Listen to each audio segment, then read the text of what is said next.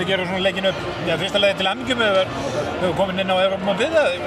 svona hvernig gerur svona aðeins leikinn upp? Já, þetta bara mjög áþekkir leikir og þróast eiginlega bara á sama hátt og leikurinn úti.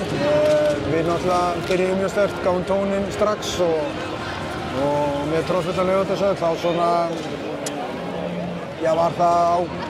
klárlega algjör óskabyrjun og svo bara svona fannst mér við bara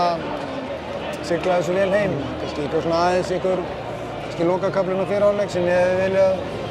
gera aðeins betur og þá hefðum við verið enn meira yfir, en heildin yfir bara góð og einbeitt framistæða hjá mínu lið. Og margir hérna yngri mönnunum sem fengu, lítt reyndari mönnunum sem fengu bara drjúgan tíma og... Já, það er alltaf gaman og þetta er eflaust, það er alltaf stórt fyrir alla handboltamenn að stíga sem fyrstu skref í landsliðinu og svona byrjar þetta nú hjá þeim flestum og þetta gróðist þessi leiki bara þannig að við gátum gefið tækifæri. Og nú þið komnir inn á Evrópumótið, það er náttúrulega stórt að vera búin að ná því bara þegar 2 mínútur við fóðu eftir. Já, ég er mjög ánægður með það og glaður með það. Það hefur verið eitthvað lenska að skilja eftir einhverju stig hér og þar og þetta eru erfiðir gluggar. Það er lítill tími, langflestir okkar leikmenn eru bara undir miklu álagi á sínum liðum og